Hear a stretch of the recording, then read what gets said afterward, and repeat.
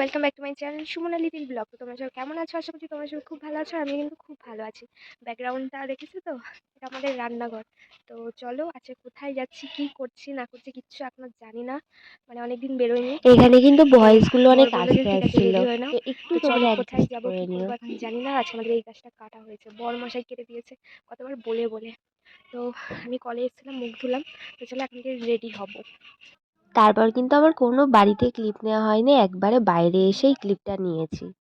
তারপর আর কি বাইরে বেরিয়েও কিন্তু আমি কোনো কথা বলতে পারি না, এটা কিন্তু আমার প্রথম থেকেই অভ্যাস। আর আমি তো এখন ছোট ব্লগার, যারা যারা বড় ব্লগার আছে তারাও কিন্তু দেয় না, মানে বাইরে বেরিয়ে কথা বলে না, সেটাই আর কি বলতে চাইলাম। ওরাও কিন্তু পরেই ভয়েসটা দেয়।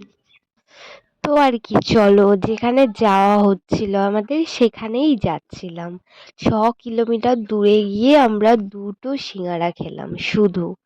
তো আমার ইচ্ছাই এইরকম ইচ্ছা, সেগুলোই বর, এই ছোটখাটো ইচ্ছাগুলো খুব ভালো লাগে যখন আমার বর আমার কথা শুনে পূরণ করে। তো কার কার এরকম ইচ্ছা হয় আমাকে একটু কমেন্টে জানিও। আর এখানে আমার বর আমাকে জিজ্ঞাসা করছিল যে কোথায় খাবে, এখানে খাবে নাকি নিয়ে যাবে, আর আমি দেখো ভিডিও করতেই ব্যস্ত ছিলাম, বুঝতেই পারছিলাম না আমাকে কি বলছিল। তারপর দেখো এখানে এত খাবার ছিল, তার মধ্যে কিন্তু আমরা সিঙ্গারাই নিয়েছিলাম কারণ আমার অনেক ফেভারিট। আর এটা কিন্তু কল্যাণীতেই ভূষণের সিঙ্গারা। কে কে জানো অবশ্যই আমাকে বলো একবার কমেন্টে যে তোমরাও ভূষণের সিঙ্গারা খেয়েছো। আর খুবই টেস্টি হয়, যারা যারা আসোনি একবার আসতেই পারো কল্যাণীতে সেন্ট্রাল মার্কেট।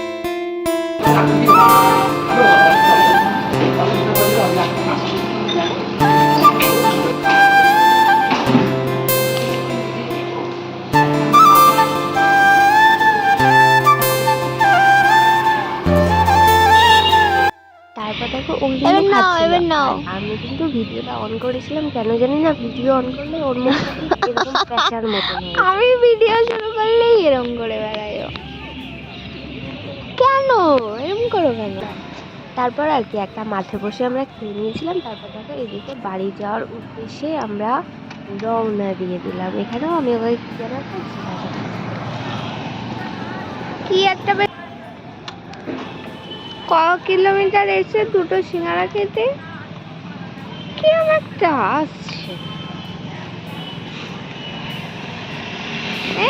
তারপর দাঁড়া, ওখানেই কিন্তু শেষ না, তারপরে কিন্তু আসার পথে একটুখানি চিকেন নিয়ে এসেছিলাম, কারণ সেদিনকে বাড়িতে কি একটা বেশ রান্না হয়েছিল, আর সেটা আমার বরের একদমই পছন্দ না। তো তার জন্য বললো যে চলো একটুখানি চিকেন নিয়ে নিই, বাড়িতে গিয়ে একটু রান্না করে নিও। তাই একদম অল্প করেই চিকেন নিয়ে নিয়েছি। আর তারপর দেখো এখানে আমি রান্নাও করে নিয়েছিলাম। তারপর দেখো তোমরা একটু একটু করে দেখতে থাকো, ঠিক আছে? আমি কিন্তু আর ভয়েস ওভার দিলাম না।